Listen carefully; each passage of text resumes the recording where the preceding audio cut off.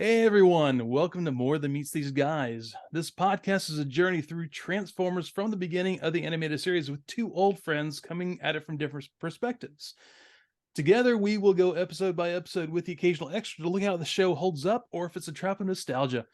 We'll be looking at all things involved in the episodes, whether they were real-world factors that crept into the writing or the episode is typical afternoon cartoon fodder. I'm Evan, I'm the lifelong fan. I'm familiar with pretty much all aspects of the franchise. And there's Ed. And I'm Ed. I know nothing about Transformers. And this week we're doing something a little different.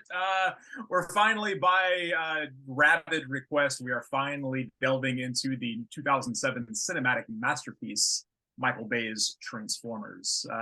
And this week we're joined by friends of the show, Jehu from the excellent podcast Real Phonies. Welcome to the show, man. Glad to have you. Yeah, tell us who you are and what you guys do. Well, we mostly just talk about, pop culture, stuff in general, leaning more towards like superhero sci-fi stuff like that. But Transformers is a big part of our shtick, I guess, because our grading system is based on this movie, Michael Bay's Transformers. And that's exactly why I wanted you on the show, actually. We've been wanting to do this crossover for a long time, since before we started the show. I was like, oh, we should do a crossover with the Real Phonies.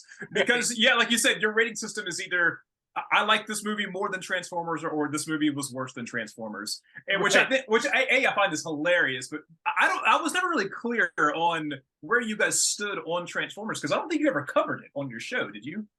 I think we did once way back, because I think we did a Michael Bay versus. So we used to do these director versus director things. We haven't done one in a while because we're lazy. And I know one of them featured Michael Bay. So, okay. But yeah, it's funny. I just found out the origin of our rating system because you didn't make it up.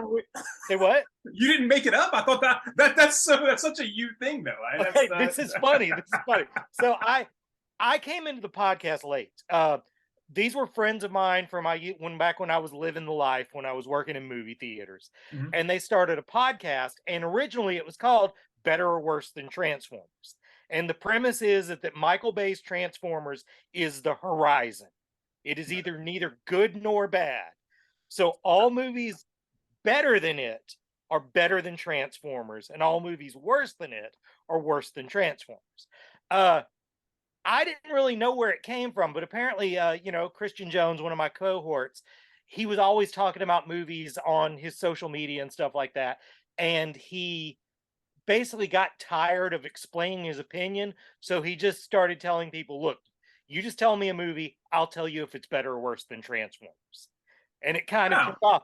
But the funny thing is, I, like you, had thought that I come up with it, or at least that they had taken it from my stolen idea, because I had. You ever read Chuck Klosterman? Yeah. Yes. Chuck Klosterman writes like I think, and that really disturbs me, because he just pulls thoughts out of my head, and I hate it, because I thought of that first. Like, why are you making money doing this? Like, I shouldn't be making money doing this. Right, but 100%, 100%. Like, I don't know. Like, I'd always said that Luke going to Dagobah instead of staying with Yoda was me playing in bands with my dumb friends instead of going to college. And like Chuck Klosterman said something almost exactly similar to that. But for this thing, Chuck Klosterman had this thing that Van Halen's And the Cradle Will Rock was the horizon. And anything that rocked more than it rocks, and anything that rocked less than it did not rock. And I stole that and replaced it with Will Smith. Will Smith is neither a good or bad actor. So, again, he's the horizon. So I thought they took the premise from me, but apparently I'm just a narcissist.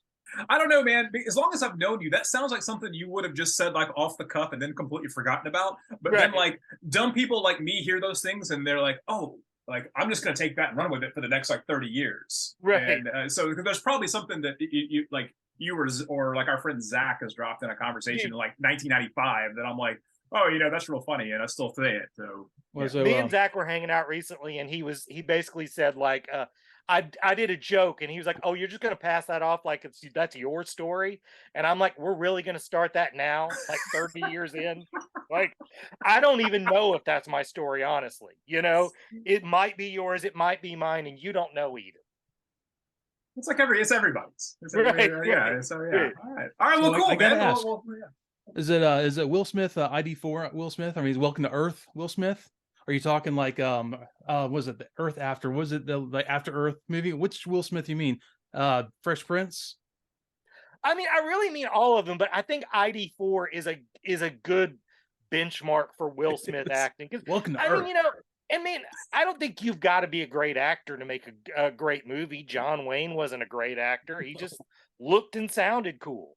Will Smith's the same way, but ID4 is probably because I'm not a huge fan of ID4. It's Really? a popcorn movie. ID4 worse than Transformers. Oh man, we're gonna have to get into it then, because yeah. All right, but I strongly disagree. There's a great line in the movie. I haven't caught it because I've watched this in years, honestly, because I'm not a gigantic fan of either.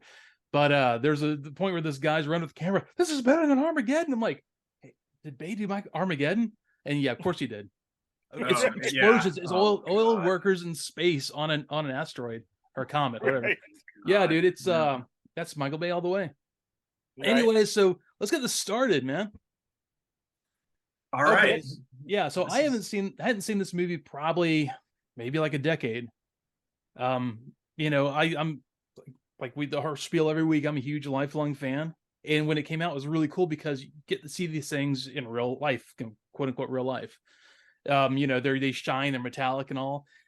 Right. It was my wife and I were watching it last night. She goes like, it's taken him like 10 minutes to transform the first time. I think he's just being melodramatic because it goes on forever. It is the longest transformation scene. Like, what is he doing now? He's like flipping this panel and this panel. Like, no one wants to see that for 10 minutes. That's why the movie's 2.5 hours long. Right. Yeah. Dude, it is. Oh my god. So yeah, it is so long. But you know what though? Like, okay, so this is Michael Bay, and I know that he gets a bad rap a lot of times, and yeah, that dude has made some straight up trash. He's most of his body of work is just garbage. Right. But he also made Bad Boys, and Bad Boys is a very fun. I like he Bad also Boys. made The Rock, and that The Rock is great. The Rock is fantastic. A legitimately good movie, especially if you're a James Bond fan, because it's like a coda to the Connery Bonds as the conspiracy theory goes. And this one might be farther than other people are willing to go, but I love Con Air. It's fun. I mean, you know what? I've never finished Con Air. That's a movie really that, like, I'm infamous stupid for this. Where, like, I think I said before, like, I've tried to start Avatar like 15 times and I can't finish it because I get 20 or 30 minutes into that movie and then I'm like, I'm just gonna watch Aliens instead because it's the same movie, but I'm getting the same effect out of it, but it's 10 million times better than Avatar. But I'm going to tell you the Rosetta Stone for enjoying Con Air. Okay. Just like you just said about The Rock, that basically it's a James Bond movie. Con Air is H.I. McDonough in an action movie. Oh, well, I'm going to watch it right. I'll just kill the feed. I'm going to watch that right now. Because, done. Yeah. Episodes of the can. No, actually, man, there's so many good things to like about his movies. Honestly, yes, they're popcorn movies, man. Right. I got to sidebar this for a second. Our friend, oh my God, Adam, blanking on his name. Our buddy we used to game with, who you still keep contact with. I don't know. Tristan. Oh yeah. Yes. Oh my God, I can't believe I saw his face. We were gaming one night. He comes and goes, guys, I've just got out of Avatar. That is James Cameron's magnum opus. And he didn't say anything. He just left it there. I'm like, okay, dude, I guess I'm watching this. And was that serious about it? Yes. Oh, wow. He was starstruck. He was you can see he's constantly picking his jaw up off the table. I'm like, dude, okay, I'm in. Right. I didn't actually see it till it came out on DVD, but I mean, if you can take a movie that has what was the stone, the mineral they were looking for? I call it unobtainium. You guys ripped that on your show like 2 weeks ago. That is the dumbest sounding thing. Oh my God. Every time I see that, that's the cringiest part of that movie. Unobtainium. It's really Anyway, bad. speaking But of it's almost like a cringy, line in the sand. It's like either get on board with this or don't. Like if you accept this, you're going to enjoy name this. it after your first dog who died in a tragic car accident, but don't call it unobtainium. Oh my god! Yeah, it was not good. It was not So good. So speaking of not good. So yeah, this starts off with we get the military squad. We've got an all-American dude that I swear to God, if you told me this was Tom Brady in this movie, I wouldn't believe you. You've got the ethnic dude that really likes food, and this is the staple of military. You got the black guy that doesn't want to eat that food, and he's real mad. He doesn't want that. Speak English. We don't speak Spanish. And then you've got the guy from the big sports town. In this case, it's Boston. It's usually Boston. Park. This guy may as well have had a Dropkick Murphys t-shirt on. Right. And I said the same thing, man. It is the basic, like, different, kind of carbon copy. Just guy throw this character in there, this character, but they're real Americans. They're real Americans in a squad. Definitely Michael Bay is like has his big boy crush on military dudes. Oh yeah. Like on full display in this. Oh, we're gonna get to that too. Because this was real like Band of Brothers-y, which was kind of funny because later on, one of the guys from Band of Brothers actually has a little cameo as the sheriff. Around. Yeah, Lutz, I believe it was the sheriff.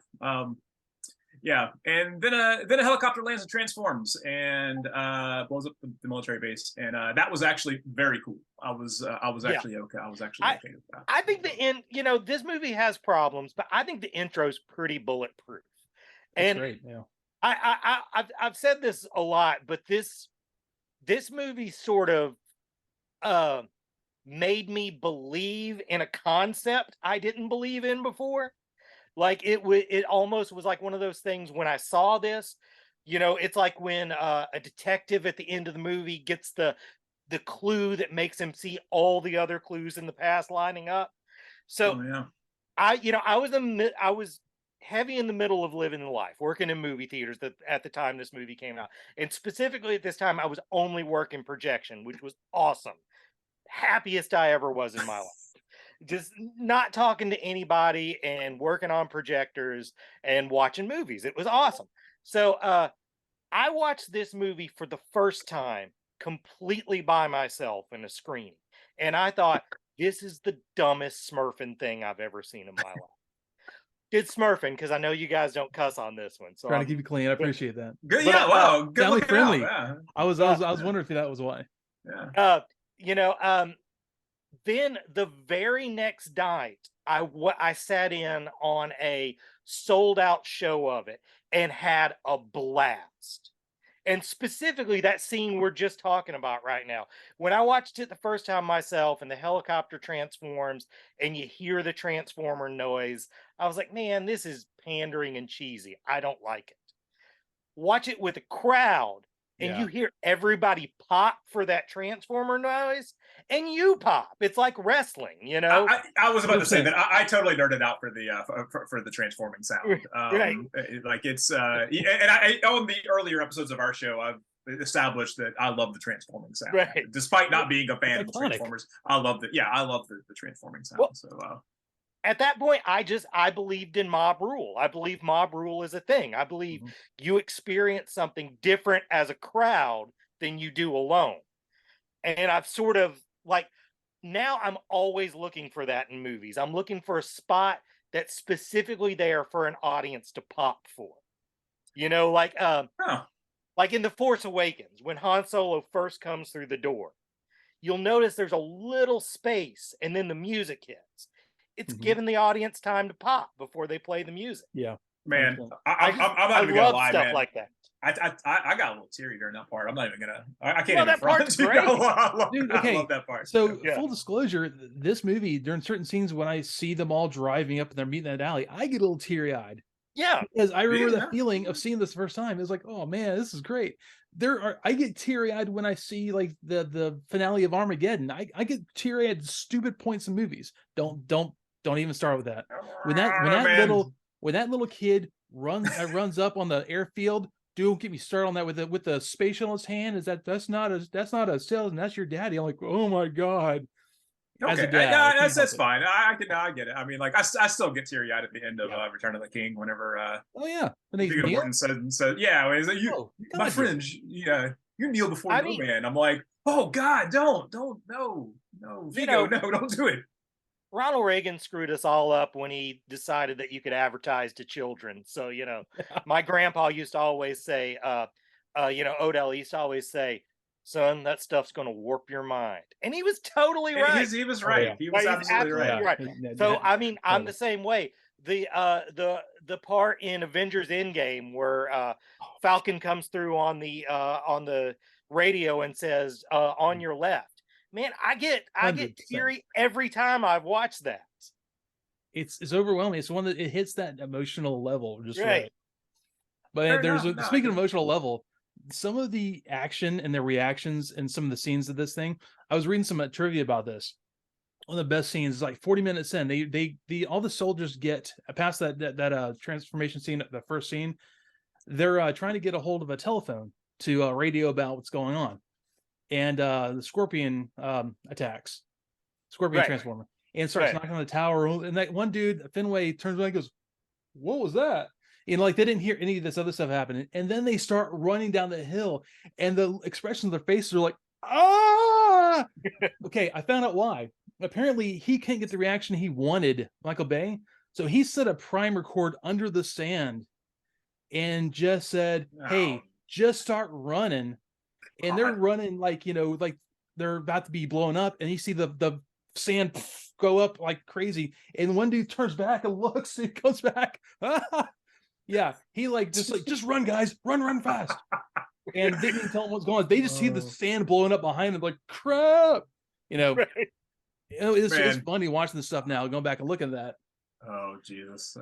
Yeah, we got Shia LaBeouf as Sam or Spike here, I guess, right? Yeah, it's Sam. Man, I'm going to say, I'm usually the first guy that defends these types of guys because, like, I defended DiCaprio after Titanic. I've never seen Titanic, but DiCaprio is the best actor of his generation, straight up. And I will fight you. I will physically fight you over that. Right. Agree, I defend Robert Pattinson. Because like I've never seen Twilight, I'll probably never see Twilight, but that dude's a fantastic actor, and The Lighthouse is amazing. But man, I can't do anything with this dude. I cannot do anything with Shia LaBeouf. I'm still mad about Indiana Jones. Right. We all are. It's fine. Well, I mean, like this character really doesn't help him because he is just a yelling idiot, dude. Like he brings nothing to the table. Like Michaela is so much more capable than him.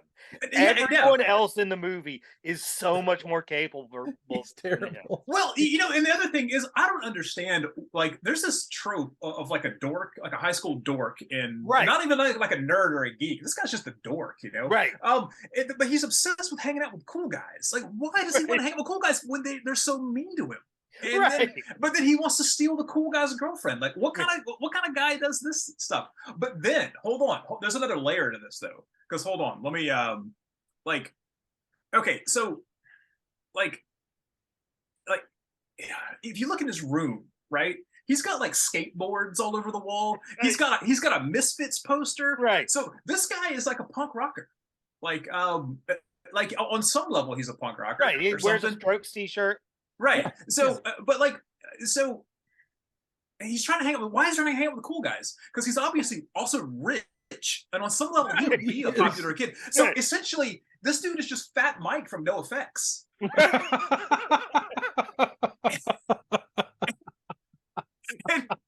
That's solid. Why is he hanging out? But on the subject of the Strokes t-shirt, so man.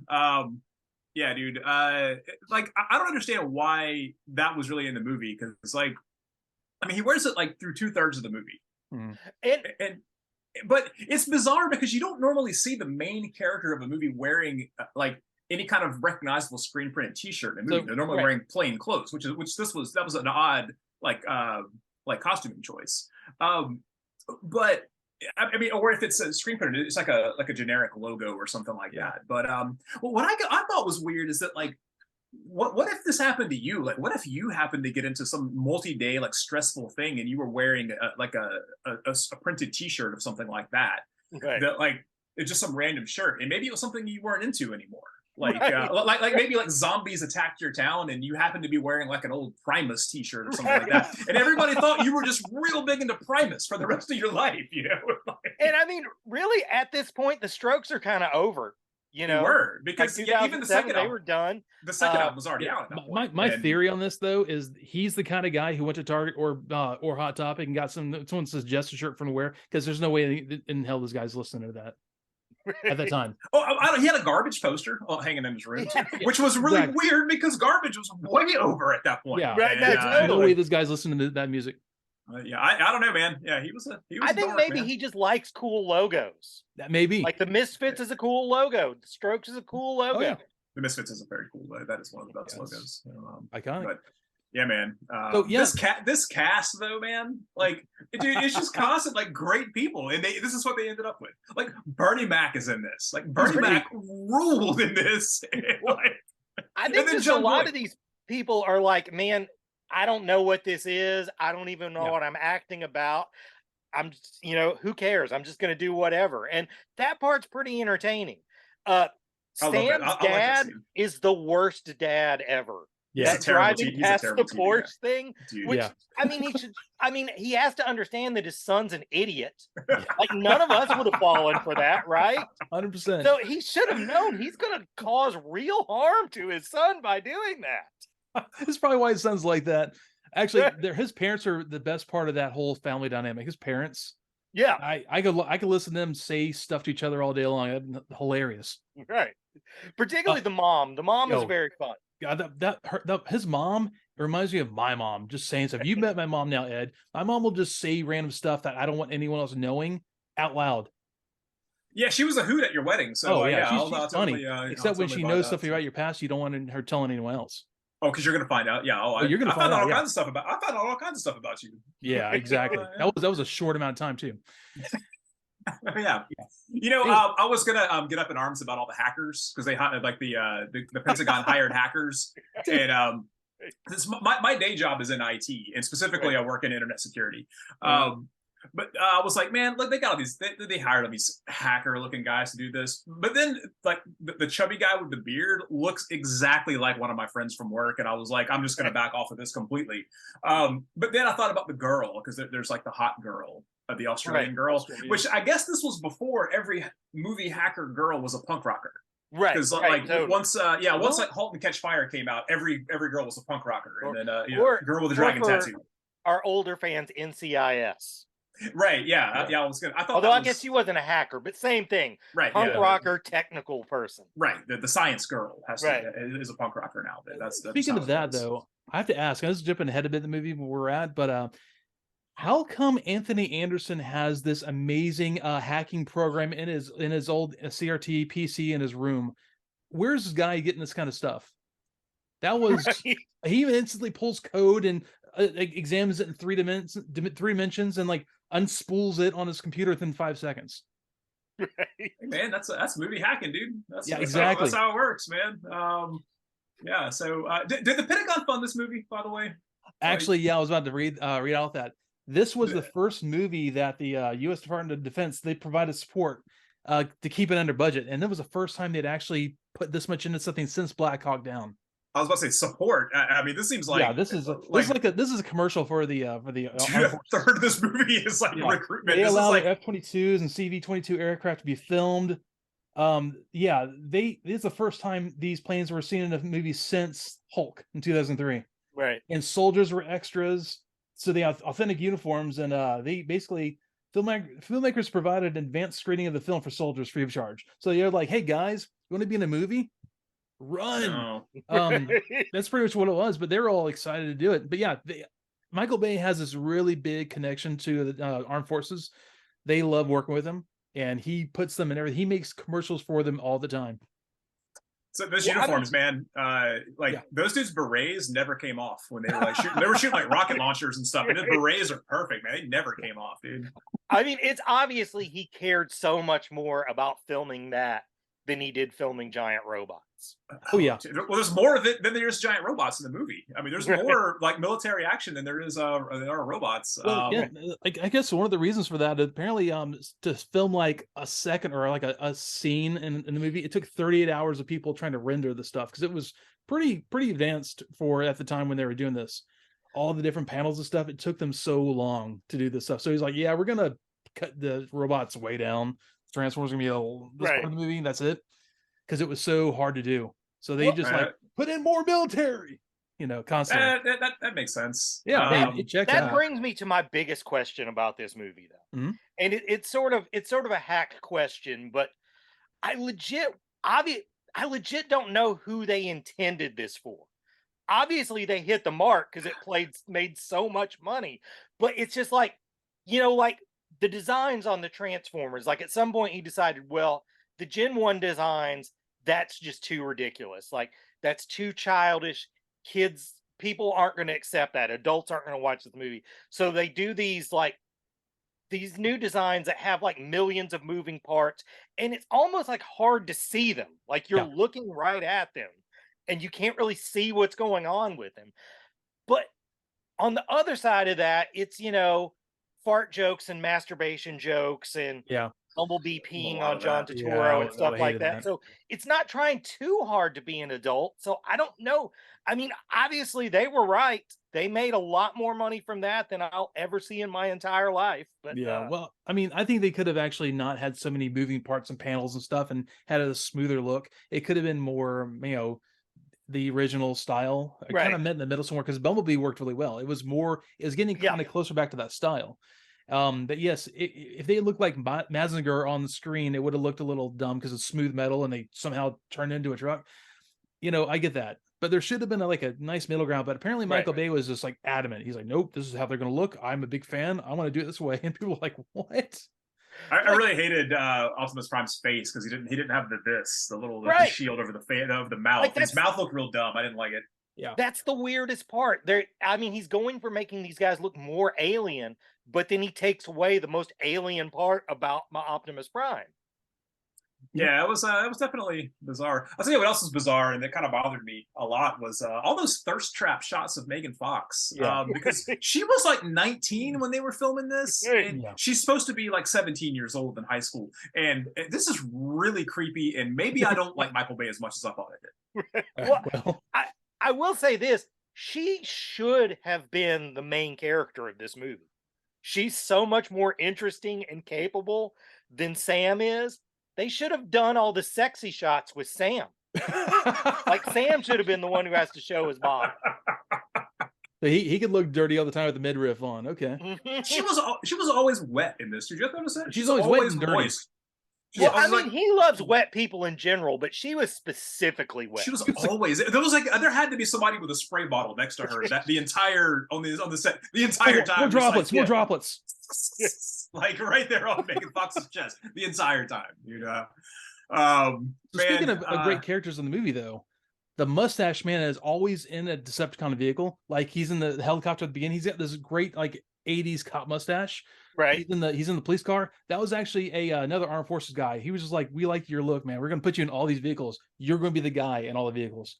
For some reason, they you, great mustache man. Come on, get in here. Every one of the times you see him, some hologram of them in a vehicle, that's this guy named, I guess, Brian Reese. He was he was a serving MH-53 pilot. Oh, that's cool. But so they made her the more capable character. She could hotwire cars. She recognized engines. She apparently had a bigger set on her than he did. He ran away most of the time, or he was just, I don't know, stupid. That's all he does is run and yell and screw up. Yeah, constantly. Well, his whole plot point was that something his grandpa did. Right. His great grandpa found some stuff. He's trying to sell on eBay. He's trying to sell on eBay. Man, this movie mentions eBay more than, I swear to God, people that I know that sell things on eBay. Yeah, you think maybe they gave a little money? Yeah, probably so. There's this great scene where he's running away from his car. The car's following him. He's on his mom's. For some reason, his mom has a pink bicycle with a little basket on it, so he's running through town on that thing. He hits the sidewalk, flips over, and she like looks over like, that was really cool. That was what you just said right there in a nutshell. He's an idiot. There is no reason. He's just there because his great grandfather. But that's where she's like, oh, maybe I will go hang out with this guy, and then pops on her Vespa, and then that's pretty cool. And she snatches her off her Vespa. Dude, like, clotheslines her off, and she's like, "What's your deal, dude?" Dude, in my life, I've owned 4 Vespas, and I loved every one of them. I really miss riding Vespas. I had old ones, I had new ones, and I swear to God, if anybody ever wrecked me on my bike, I would have beat that person within an inch of their life. It didn't seem like a great strategy to tackle her. It didn't seem like she was in imminent danger after he tackled her. She would have left. He wasn't danger, this brings me to what I think is the most confusing thing about this movie. Okay, Sam is an only child, and he ruins his bike at one point. He leaves it somewhere. So the next time he goes out, he has to take out a little girl's bike. Who does the little girl's bike belong to? Well, he said that was his mom. That his mom's bike? Why is mom's riding around a little bike with a white basket? It's pink and the little girl's BMX. His mom doesn't have a 10-speed. She's a 10-speed lady. Oh yeah, I think you're absolutely right. But the thing is, because this movie is like, there's a lot of tropes from like 80s films in this movie, like a lot of 80s like teen films in this movie, and that is a very 80s like movie trope, especially like the thing where the hero has to steal like a little kid's bike. It happens in like Goonies. It happens in like a million other movies. So weird. You're saying Michael Bay steals tropes from other movies that are more successful? Well, here's a trope here's a trope that he stole that I don't think he intentionally stole though, because there was a part you were saying earlier with where they had the phone and he's trying to call like the Tom Brady looking guy is trying to call like an airstrike in on a cell phone, which I don't know how that works. I'm not in the military. I don't know how that works. I don't think you can do that, but but they send in 2 A-10 warthogs to blow up that Scorpion robot, right? And in a more capable director's hand, I think if like Guillermo del Toro was directing this movie, that I think that those A-10s would have been symbolic of G.I. Joe, because those were the base for the Cobra Rattler. Right. And I think there would have been some sort of nod to that. As it was, though, I think that the Air Force was just like, oh, this is what we use to blow up things on the ground, so you have to use these. I think that was how that turned out. War gamer guys love when they get when they shoot their weapons, so let's do that. That is a very cool gun. That's a cool, man. I love 18 Warthogs. Full disclosure, I love those planes. They're the ugliest, best things ever. But yeah, so Josh Duhamel or Duhamel, I don't know his name. I guess he's from NCIS Las Vegas. That was his big show. I never watched that. I think he was just on a show called Las Vegas. Oh, it was Las Vegas. I, of course, know him from All My Children. But, of course. But it was Las Vegas with James Caan that he was on. Okay. Is that the Tom Brady? Tom Brady guy? Okay. Yeah. Honestly, I like him. He's actually a believable character. He's the only believable soldier there. See, the thing is, if you switched up Tom Brady and Johnny Knoxville, that's what would come out. Yeah. That's why I think he's believable, because he's probably kind of idiot, but he's probably a pretty good soldier. He does what he's told. I get it. I always view him as a less charming Timothy Oliphant. Oh yeah, I could see that. Oh yeah, okay. Though, Timothy Oliphant it's very like muggy with his faces. Maybe now more than anything else, but yeah. Every time I see him in something lately, I feel like he's doing this weird mugging with his face. Right. I like him. Don't get me wrong. Right. So another question I have about this movie: do you think 2007 this was the last movie that a flip phone was a plot point? Yeah, and a Nokia, no less. Right. I like that they addressed that what's his name thought that Nokia was a Japanese company, and that they felt the need to address it as a Finnish company. I felt like that was one of those things where like somebody writing it just really wanted to show off that they knew where Nokia is from. It's kind of like when you're listening to you guys will probably not get this reference, but it's like when you're listening to Longmont Potion Castle, and he really likes to push that UPS stands for United Parcel Service and not United Postal Service. So, it's all you guys need to go listen to Longmont Potion Castle. But so in my notes here though, I have, so it's now 53 minutes and 20 seconds into this movie, and now we see Transformers fighting. Right. Finally. At 53 minutes. So a reasonable popcorn action movie would have been getting to the third act at this point. But instead, we sat through what was essentially 2 episodes of Family Ties while you're flipping back to an episode of 24. And Right. now we're seeing what we came to see after an hour, and now we're getting Transformers doing Transformers things. To be fair, it started with 24. And then it went into Family Ties. It started at 24, and then but it was like 24 is on. I was like, I've already seen this episode 24. I'm gonna watch Family Ties. You can hear the ticking clock. Right, and then I'm like, oh, what's going on 24? And then I come back, and then it's like, oh, hey, a robot's here. I really think you could cut out a third of the cast and therefore a third of the time in this movie. A third? It would be fine. A third? Bro, you could gut it down to like half, man. Like, man, what? Yeah. We talk about this all the time on our podcast, but what happened to the 90-minute movie? Dude, I don't. Okay, well, and my next note here: 1 hour and 2 minutes, and now we get the full Autobot Transformers. Right. We get the toy ad an hour and 2 minutes into this. Right. I could have watched 3 episodes of the original Transformers show and gotten. Yeah. I could have watched those 3, gone out and bought the toys, and came back home and played with them. And just now the scene happens. Dude, yeah, you would already be done with the Junkions if you were watching the '86 movie. Oh yeah, I've never seen the '86. Oh man, so we're going to have to watch this. Oh damn. Yeah, that's my role in the show, is that I don't know anything about this show. Hey, it's better than Transformers. Yeah, it is. Totally Transformers. Transformers is better than Transformers? Yes. 100%. So, but you're saying the Transformers is worse than Transformers, also? Yes. Also, I am. Yes. Okay, great. Yes. So yeah, it's actually kind of a cool fight. Like once again, it's all in the dark. It moves really fast. Lots of moving shiny parts, and he basically leaves this other guy off to die, and they drive off. Somehow the other guy shows back up at the end of the movie. Oh, everyone they're like doing the Avengers Assemble, and then also the evil Avengers Assemble. They're all doing the whole drive up at the end. So he's back again. I don't know why he just sat there and died. Right. Was that an actual Transformer? I don't think I've ever heard of that guy before. Which one? Like the cop car? Is that who it was? There's something or did they invent him for the movie? I think they invented the character for the movie, and then every time they make a new line, because they have to apparently make a new line every 3 years, they make a new version of that one. Yeah. Okay. Yeah. So. Definitely the Autobots were more about using names with something similar to what they were, whereas the Decepticons, it was just names on crab-faced aliens. Yeah, it was. That's what there were a lot of crab faces. That's a good point. I was talking to my wife last night about this. She goes, I remember when this came out, I really liked it. I said, oh, I did too. The thing is, a lot of the old fans who were the ones who were of age to have their own disposable income to watch the movie, or had kids to take to the movie, didn't like the designs of most of the faces. I think that's where it really comes down to. Like, if they also, I don't know, the way the legs and stuff, they looked really awkward, and they walked around. They looked hulking, creatures. And then they had crab faces.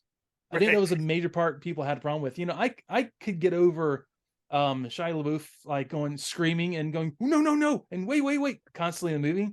This is all he did. That's half his dialogue. But the crab face. Wow, I didn't even think about that. You're absolutely right. Oh my god. There's a scene where they're being chased on the highway of the interstate, and that's all he does. He screams out three words 3 in a row, over and over. Right.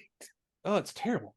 Yeah. I'll tell you who's the opposite of that, of being terrible, is John Turturro, though. He's so good. He's so good. He deserves so much better than this. He's so awesome. And then Bumblebee pees on him, and I was bad about that. I mean, the thing about John Turturro in this, he's the exact of what I'm talking about. Like, this is probably the first movie he's ever been in where he didn't really have to create a part and pull emotions and stuff like that. He's just like, oh, I'm just gonna riff and have fun, and be basically a jerk in a teen movie. It's great. Dude, he's so funny, and I don't know that we'll ever get to cover the rest of them, but there is a funny part, and I think the second one or the third one, I think, where they're in Russia, and he knocks on a door, and I guess this Russian mobster opens the little hatch, and he's like, "What's the password?" And he's like, "Dos vidanya." And the guy goes, "That means goodbye." It slams the door in his face.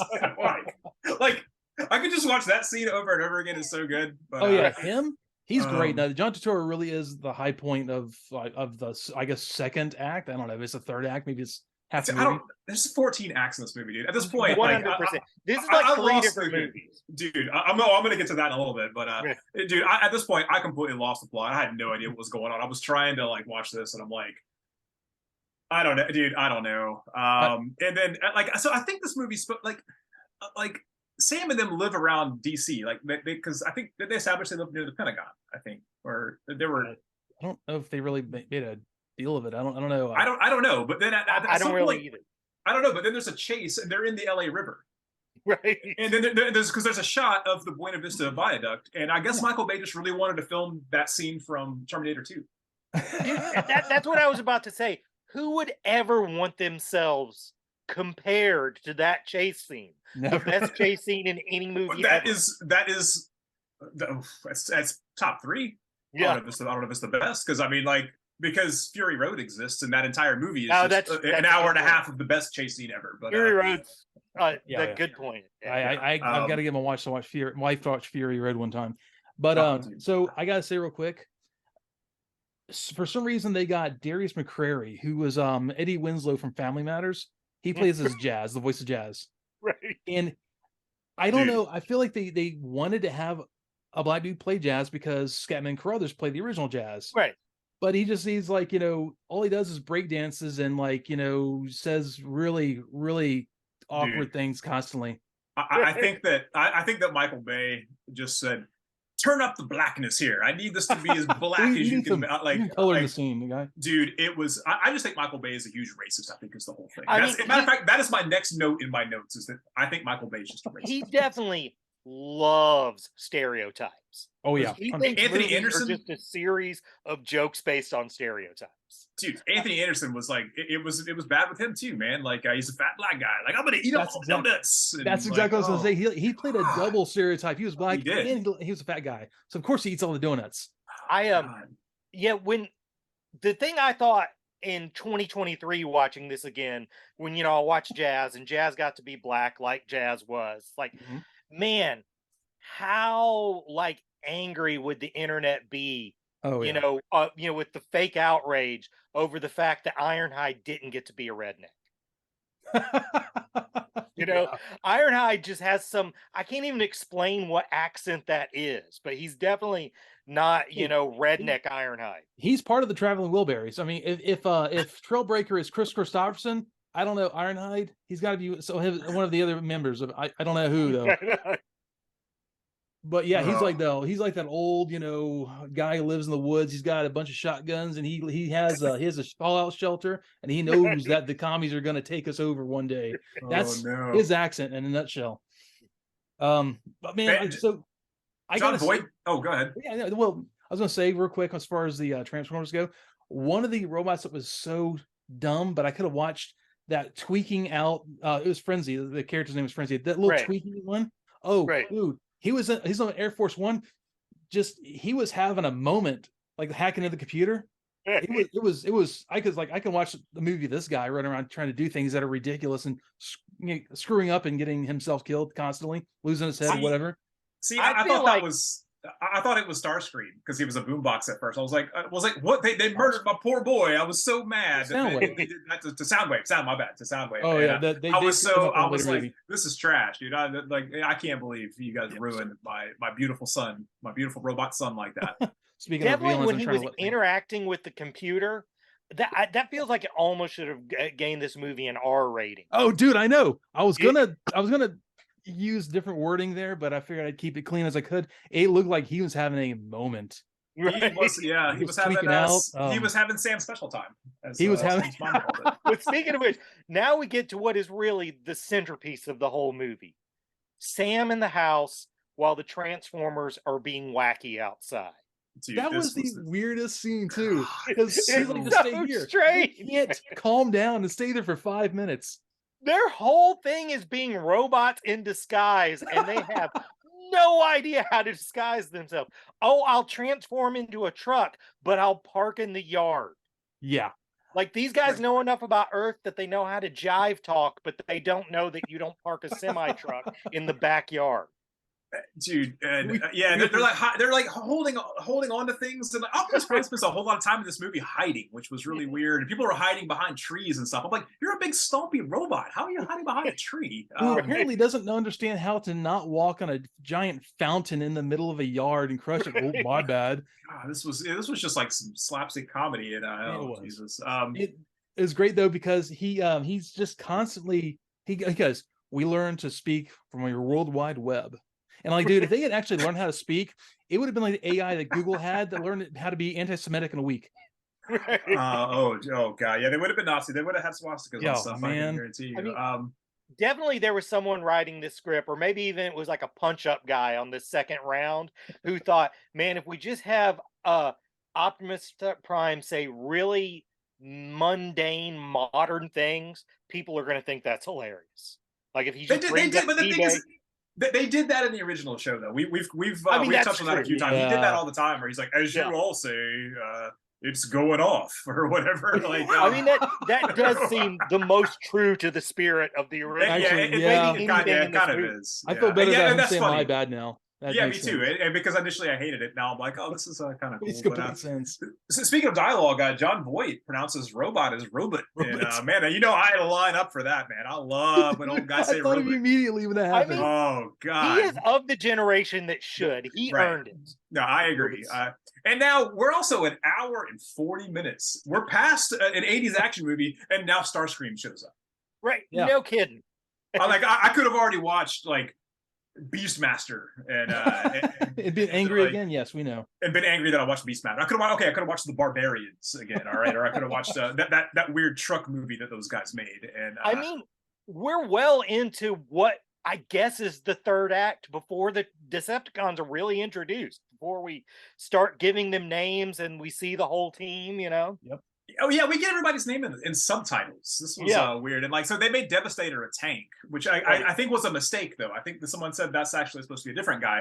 But again, I don't know anything about Transformers, but buddy, I would just gush about how much robots that form into a bigger robot, how cool that is. And they just made him a tank. Don't worry, they changed that in the second movie. Devastator is a whole new thing. It changes into a giant pile of junk hanging off each other. They totally use one of the coolest Transformers ever as just the setup to a getting kicked in the balls joke. Oh yeah. Oh, that's right. He had two.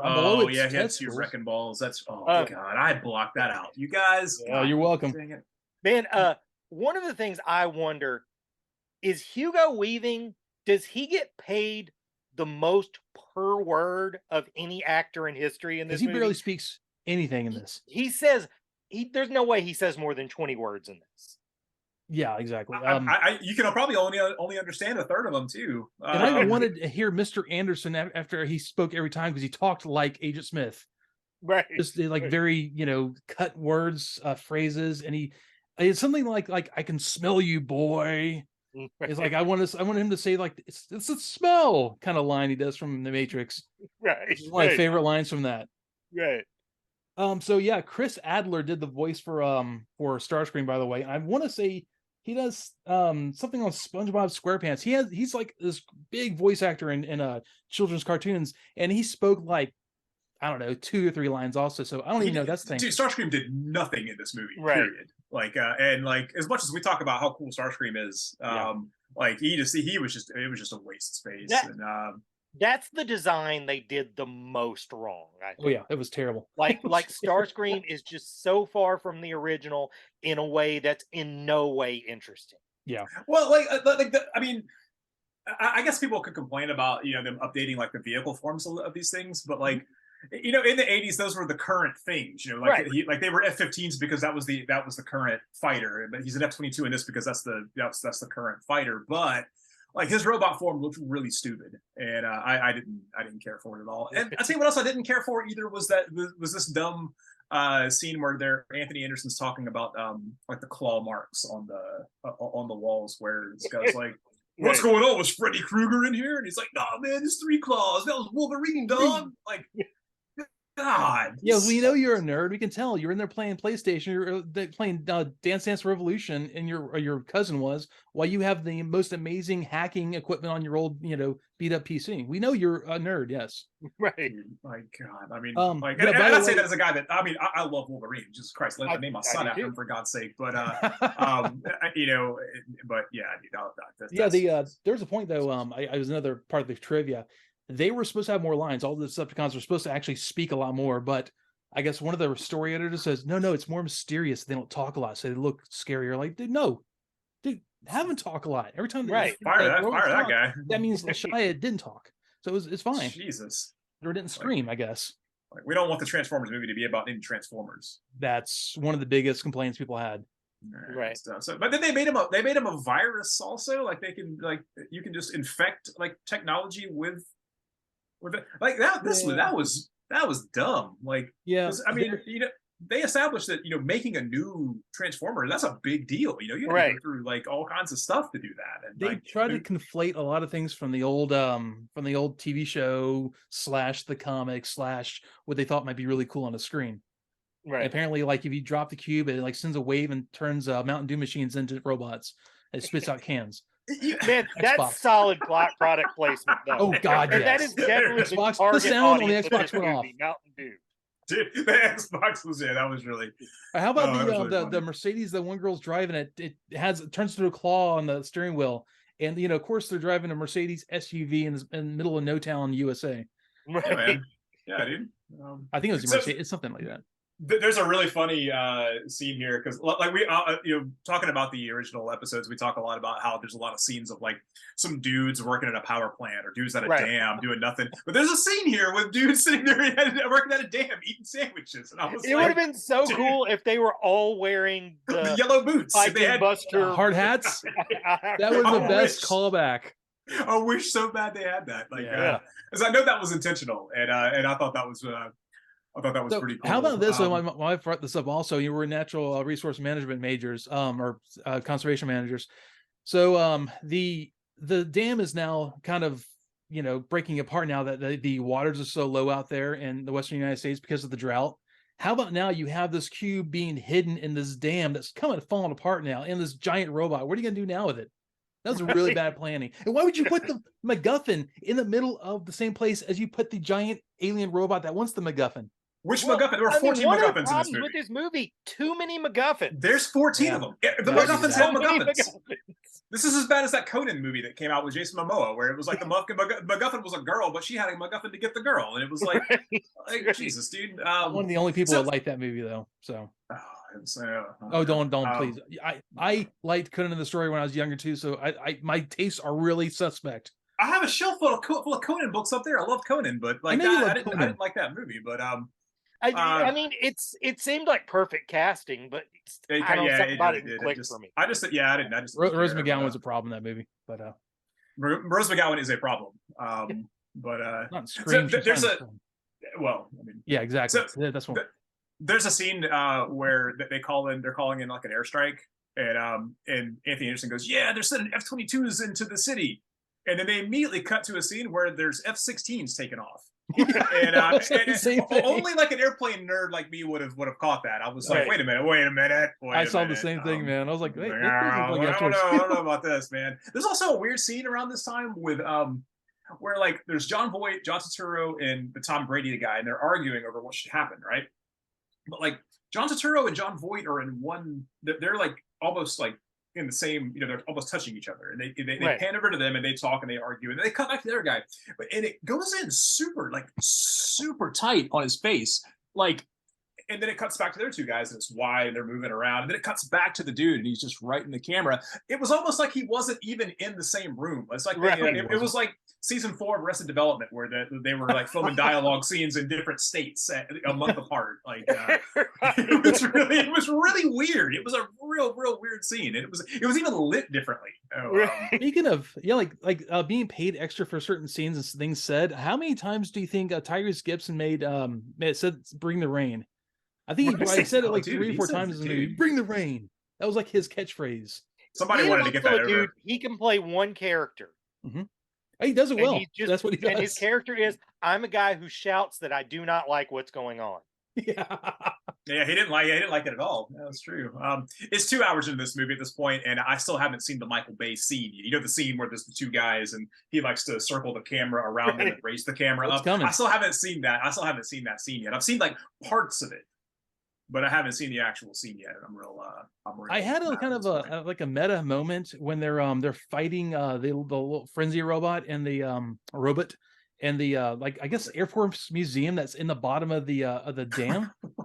Which I don't really start on that one. And they find like there's shotguns behind glass cases with ammo in there. So but leaving that aside, there's a scene where they're trying to like make it seem like the robot is in the entire time. They pan around this pillar, they get the entire room. It had to be the weirdest direction. Okay, no guys, we're gonna circle around the room. Like, why? Just trust me on this. It's gonna look really cool. Right. It was Spoiler, it did not look really cool. Oh well. Man, I tell you what though, John Boyd can still sling a shotgun. Dude, I know. He looked really cool shooting through the door. That was really cool. We're also 2 hours in, and now we finally get Megatron versus Optimus Prime. Right. 2 hours into this. That's almost half of season 1 of Transformers. Right. Yeah, man, that's actually accurate.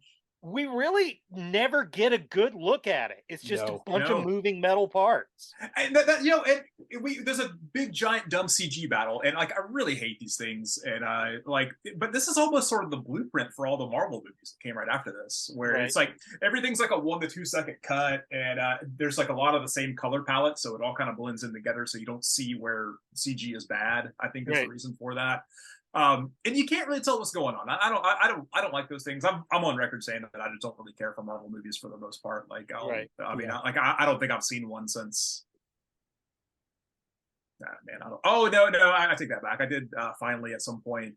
I decided to watch them all because I was tired of talking trash about them and not having seen. I mean, you can't hate something without understanding it. No, exactly. There's still some. I've watched many movies just so I can talk crap about it. Oh yeah, totally. I had to skip over a few of them because like Thor 2 is just like a pile of trash, and I can't make it through Thor 2. I can barely make it through Thor 1, to be honest. I like that one, but whatever. I mean, I like all those, but you know, I'm pretty easy to please. I like liking things. In some ways, me and Ed should be arch enemies, but we're not.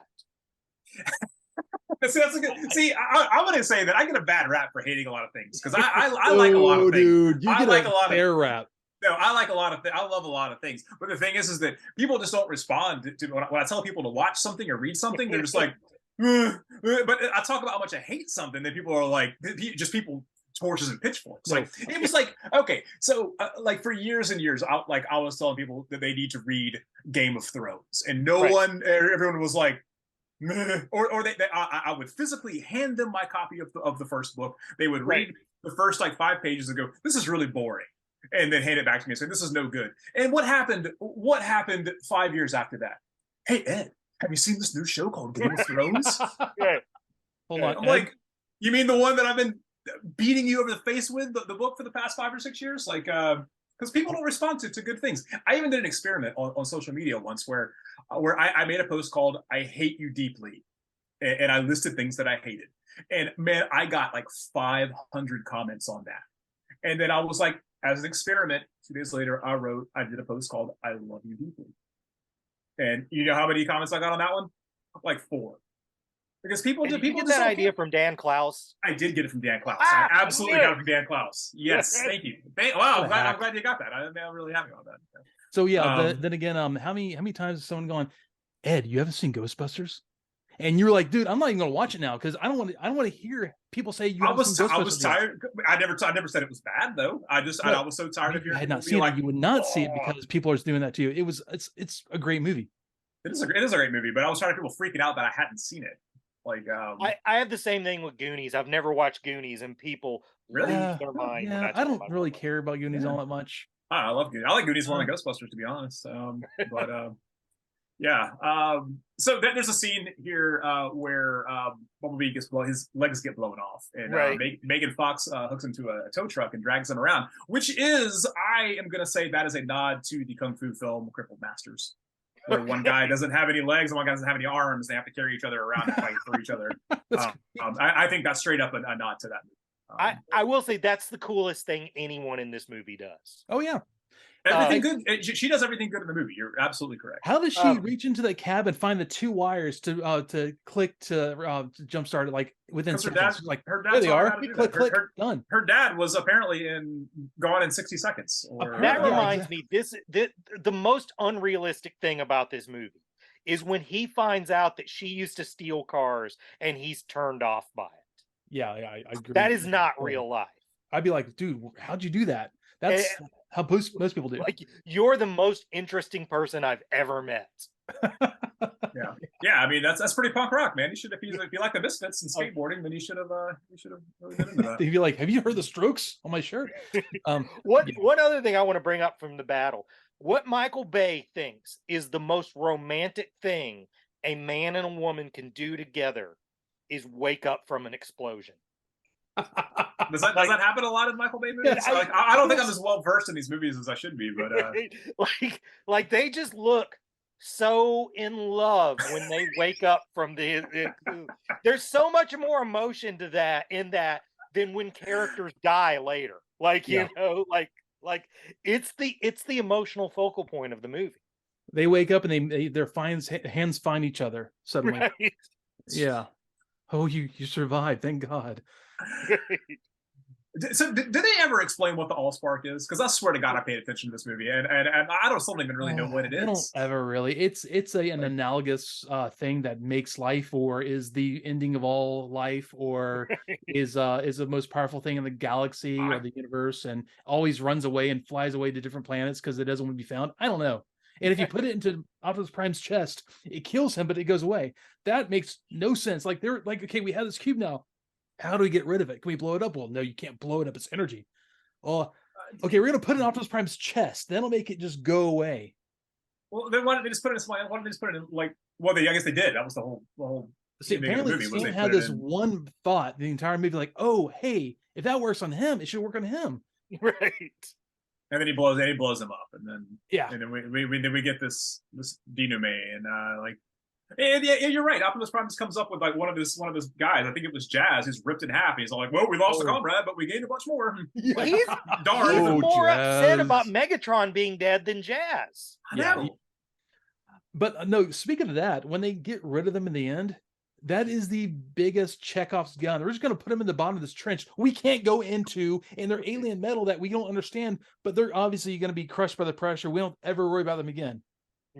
Did they throw all of them into the trench? Or yes. Just Megatron? Okay. No, all the dead Decepticons in the middle of this trench that we have no concept of how to actually get to the bottom of, or we can't. We have no ability to get down to the bottom of. But this is alien metal. We don't understand that. Apparently, is bionic or somehow biotic style metal that will regrow. So it'll be fine. We just put it down there on our planet. I mean, they could have built a rocket and shot it off into Mars. Right. They could have shot into the sun. In the sun. Couldn't they just frozen him again? Because he was frozen for however many, like 100 years or something like that. Like, game, I guess. Just freeze him again. Frozen him somewhere where they could keep an eye on it. Right. Like they did. Like they had it. Is that exactly worked for like 60 odd years. Like, so also, has he been on the planet as long as the Allspark? Has he been on the planet for 10,000 years? No, I think he came later, right? Looking for he came looking for it. Like he tracked it down and he found it. So it could have been, it was here for 10,000 years. He could have been here for 9,599 years. We don't know. Doing what? Being frozen.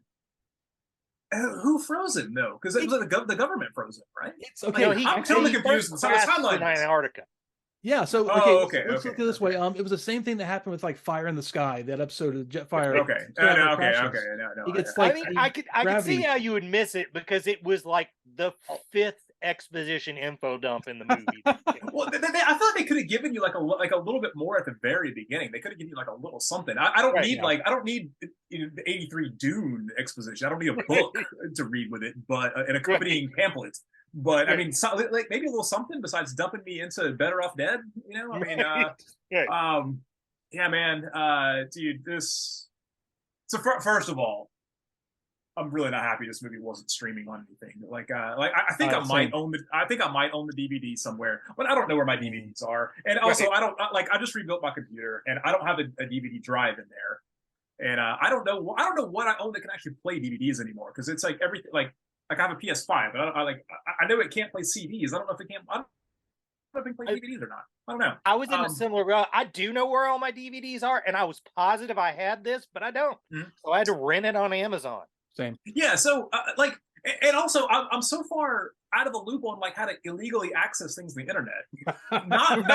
But also more. I haven't stolen anything on the internet for years. Well, I mean, you should have talked to Anthony Anderson's character in this. He's a black guy and knows to steal all the music. Maybe I should have, but again, donuts. Not that More Than Meets These Guys endorses piracy in any way, shape, or form. No. Right. So I ended up having to rip this thing on iTunes, which is my whole thing, because it is like $17 to buy it. I was like, if it was on sale for like $5, I would have, anything for $5, I'll buy it just to watch it once. But so I ended up having to rent it for a day, and so that's strike one. And this also cut into my Sunday morning time before the rest of my house gets up. But I normally use that time to either play The Witcher, or I paint Warhammer models. And I actually had to pay attention to this show and make notes, and I'm not very happy about that at all either. Yeah.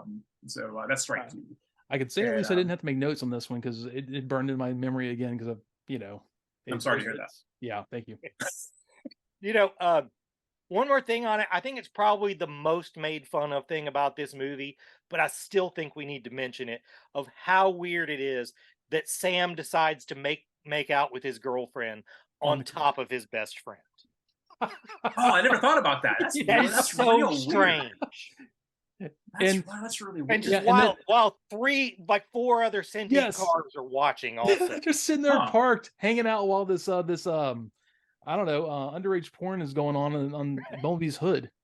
Are these Transformers, our Michael-based Transformers, kind of pervs? It seems like. Hey, they learned how to speak from the World Wide Web. They did. They did a lot of time. They do some time peeking into the windows a lot too. So yeah, man. I want to. Oh, go ahead. Well, I was like, wait, why are they bashing the old style Camaro so much? I love that design. And of course, the 70s Camaro is great, man. Dude, that's the falsest line in the movie, because everything they've set up about that girl, she would love the old Camaro. Dude, let's buff out the rust. Let's give him a primer coat and let's paint this thing. Right. Yeah. But you can't go buy one of those right now. You can't go to the Chevy dealership. Right. That's right. That's exactly why. I want to touch on the music here though, because so Sam or Spike spends 2/3 of the movie with the Strokes t-shirt on. Right. But you go in the soundtrack. Is there any Strokes in the soundtrack? Yeah. Nope. You know what is in there? Linkin Park, Disturbed, the Goo Goo Dolls, and then a bunch of forgettable emo stuff. But the actual soundtrack itself leaves off Marvin Gaye, The Cars, James Brown, and the theme from Battle Without Honor or Humanity. Seriously, one of the coolest pieces of cinematic music. They put it in this movie during the part where Bumblebee changes into the new thing. And it also was in every single trailer for around 5 years. That's a great piece of. Well, it's in the Kill Bill. That's what people know Kill Bill. But if you haven't seen the actual movie Battle Without Honor or Humanity, you should actually absolutely watch it, because it's around. It's very good. If you can sit through Japanese subtitling gangster movies, which I can. I mean, So I also have to say, this might be the movie that has the most Matrixy squeals and bass weird. I don't know, computer bass. Garbles. Oh, those stingers? Yeah. Oh, God. The whole opening scene that has this weird garbled computer sound, generated trash. I got so tired of hearing that sound.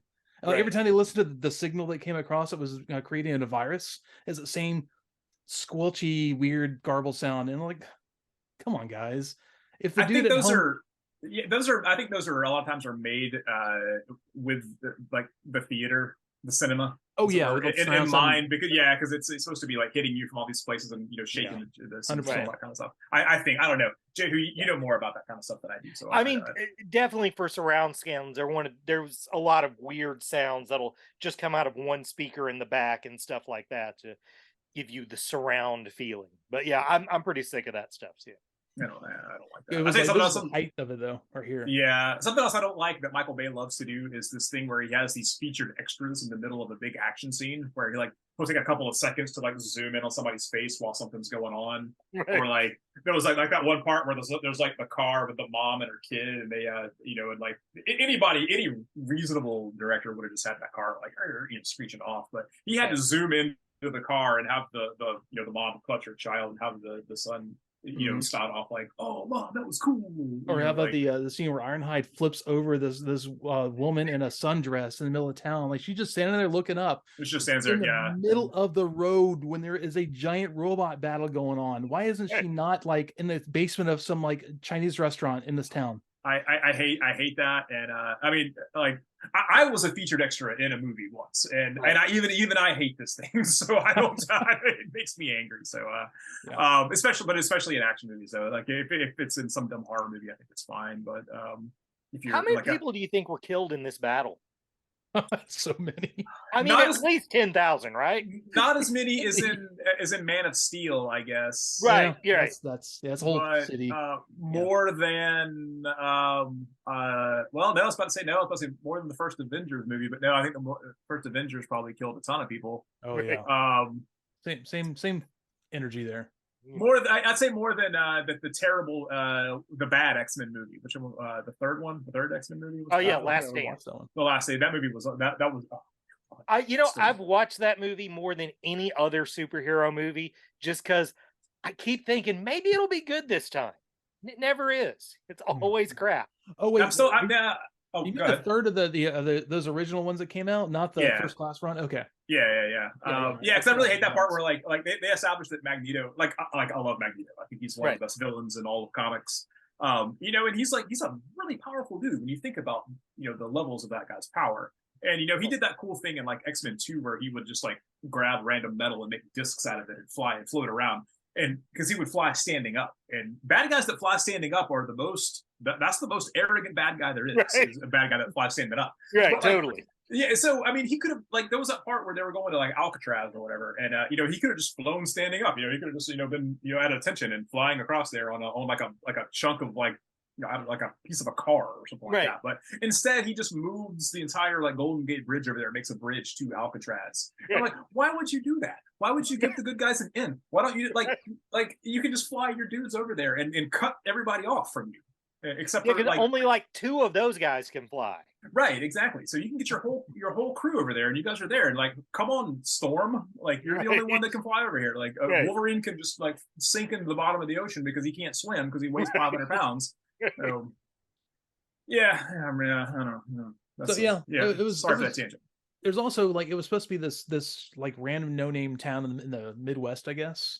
I don't know exactly where, maybe around like Nevada. I don't think they ever like named what it was because it was around the dam.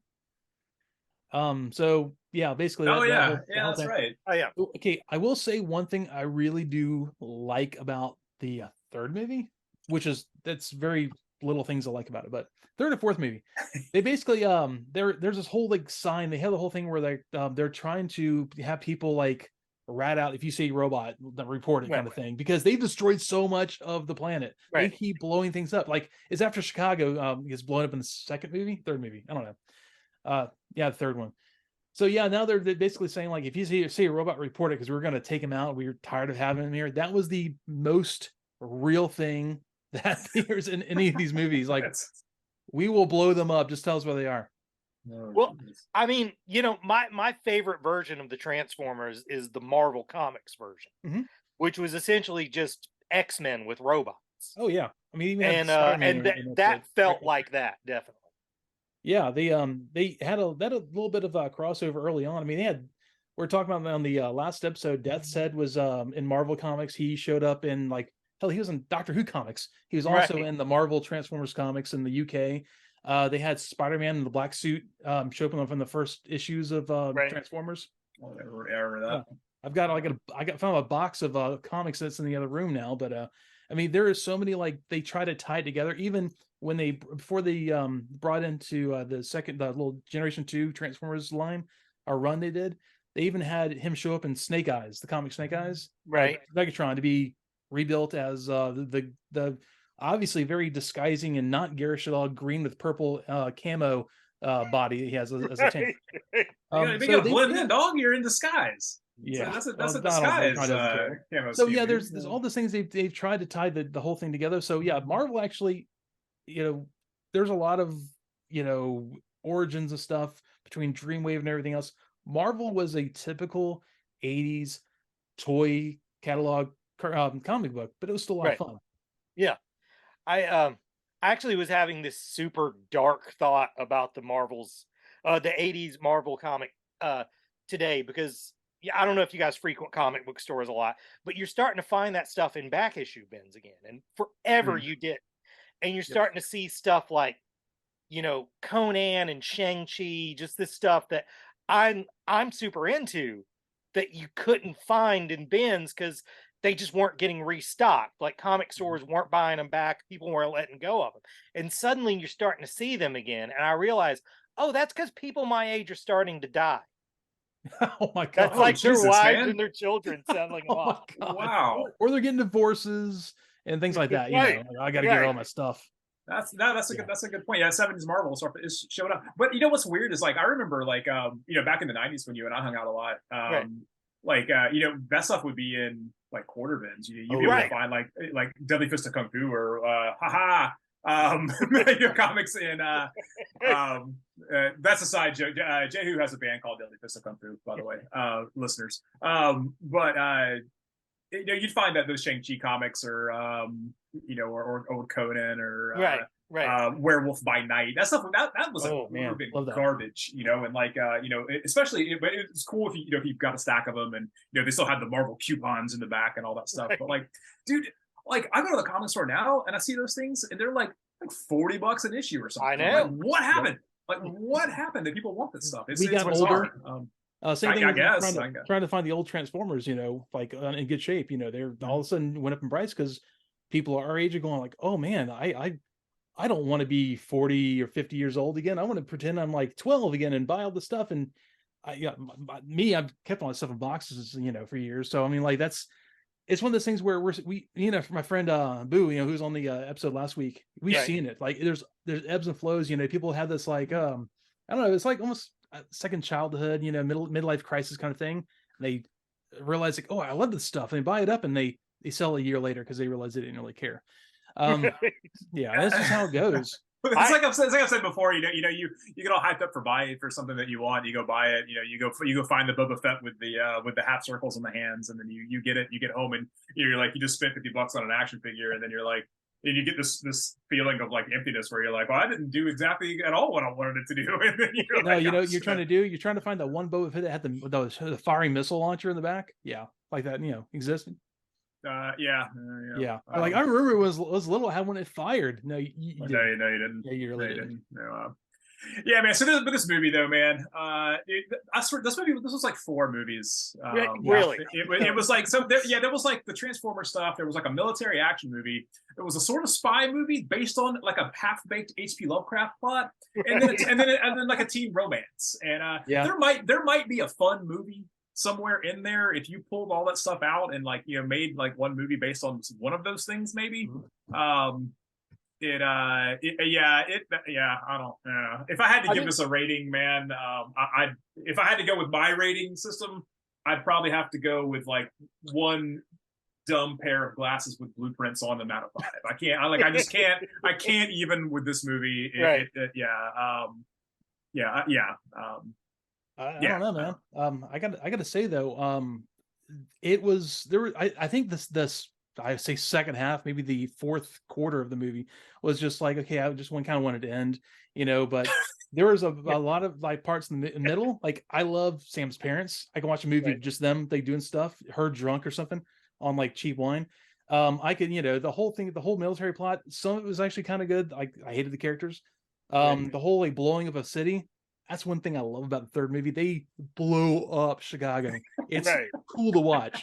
It actually, so all that aside, I mean, you haven't seen the bad episodes yet of Transformers. I haven't. You haven't. All right. We're gonna when we get into the next season. You have not. Trust me. Yeah. Anyway, so yeah, I mean, I give this 2 just for like it still has a few tearjerker scenes, But you know, All right. it could have been any number of movies with big, giant, hulking monsters in it. Yeah, That's the difference. Right. Jay, you got a rating here? You gonna go Transformers as good as Transformers? Or, my kayfabe answer has to be Transformers is equal to Transformers. Fair. Very fair. But yeah, I mean, totally. It's just, I mean, the weirdest thing about this movie is that the smallest percentage of the 4 movies that are in it is the movie about giant robots who transform into cars. Like that is probably 20% of this movie, and I think that's its biggest failure, probably. Yeah, I was thinking the same, because I tried to find like a chart of like screen time for those guys in it, but I couldn't find anything. But I don't think it's any more than a quarter of the movie that that the Transformers are actually in the Transformers movie, right? Which was I don't know, man. This movie was also the 5th highest grossing movie in 2007, which is weird because I thought that this movie was huge. I thought it was better than that. I thought this movie was 2007. Yeah, what's about it? The third Pirates movie, which again, we don't condone piracy in any way, shape, or form, especially with Johnny Depp. Harry Potter, one of the Harry Potter movies. The Harry Potter movie that comes out this year is my favorite of the Harry Potter. Okay. Spider-Man 3 came out that year. The Simpsons 300. You know how I feel about Spider-Man 3. I love Spider-Man 3. I do too. Shrek came out. And you know, so I'm watching that and I'm like, did anything good come out in 2007? But then I dug down and it was like Pan's Labyrinth, Departed, Casino Royale, No Country for Old Men, There Will Be Blood, Black Snake Moan, The Mist, Grindhouse, and apparently there was a remake of The Hitcher with Sean Bean, and another Pumpkinhead movie came out that year. Who knew? I will tell you, this is gonna be a very fought over opinion, but I just didn't like There Will Be Blood. I wanted to like it. The ending, like, no, I'm done. Man, okay, so you had one of the greatest actors of all time doing this crazy, chewing scenery, and you had Johnny Greenwood from Radiohead doing the score. It's like you may as well just put like a Warhammer figure in a jiu-jitsu magazine at the stand, and I couldn't have gotten any faster than that. I mean, like, I watched it. Because a friend of mine was telling me you got to see this movie. But you should have called this band that There Will Be Blood. I was listening to that band before you. It is just like such hipster bait. That's Paul Dano's in it. Like, hipster bait through and through. I can say the same thing about the assassination of Jesse James. I listened to the Warren Ellis Nick Cave score the entire time. That came out in 2007 also. Oh, I love that movie so much. I've never seen it. So. And I am really glad that you had Black Snake Moan on your list of great movies. That movie's fantastic. I don't know why. It's a great movie. God, how canceled would somebody be for making that movie today? Yeah, no, that's true. But I was a big fan of R.L. Burnside, and it was that movie's just it's just basically like an R.L. Burnside soundtrack. But it is to R.L. Burnside what like Tron Legacy is to Daft Punk, But and I tell you, when I saw Black Snake Moan, I swear to God, I probably sat and played a Bird Without a Feather on guitar for probably like a month. Like all day, every day, just that one riff over and over again. So that movie's rad. Well, I'll go and let's go ahead and wrap it up here because it's been pretty long episode. It's been fun. I mean, honestly, I talked a lot. Sorry. Yeah, guys. we all do. No, don't apologize. That was awesome, dude. Thank you so much for coming on, man. That was fantastic. Well, so I just wanted to say I can't wait for you guys to get to Augie Kane. I can't wait for you guys to get to Carbomia. Oh my God! I know about Carbomia. These are some of my favorite things from the Transformers, and I imagine that there's a lot of people who's clamoring to be a guest when you get to the '86 movie. I'm gonna go ahead and put my street cred of why it should be me. I'm all I for it, man. recorded over my VHS copy of Trading Places with Transformers the movie. I remember I was telling Ed this one point. I rented it from Blockbuster, and I had an old camcorder that it didn't have copy protection, so I rented it. I put a tape in my camcorder, and I went through a VCR, and I did the loop thing, recorded. That's my copy for years. I probably have like 5 or 6 copies of it on DVD and Blu-ray at this point. Just so you understand what a deep commitment that is. I was 12 years old at that time. I should have been more interested in yeah. new Jamie Lee Curtis than I was Transformers. That's a good point. That's a good point. But so that's my yeah. pitch. Oh no! All right, we'll put you. You're on the list. You're number one on the list, then, dude. I'm gonna. Sounds good. Strike you down. So, Jehu, you want to do? You want to plug your show, please? Yeah, man. Real Phonies. You find it in all the places you find podcasts, except for YouTube. We don't do YouTube because I guess none of us like our faces. That's spelled REELPHONIES. Yeah. Okay. And also, Ed mentioned my band. I think we're playing at the Handlebar on March 4th. So come out and see us. Nice. Oh, no kidding. Area. Okay. All right. Yeah, I'll put a link to you guys' show on Spotify and such on our show notes too if you want to check it out. Please do. Yeah, right. You're really cool. Cool. All right, gentlemen, I appreciate it all. This is it was a fun conversation. This was awesome, Jay. Dude, thank you so much for coming on, man. That was no problem. I had a lot blast. of fun. So, cool. All right, y'all take it easy. Ed, you want to give us anything to take us out? No, I don't have a quote this week except for I just hated this movie and I want to go and now I want to go play The Witcher. All right, y'all. Take it easy. Thanks so much for being here. Later, guys. Later.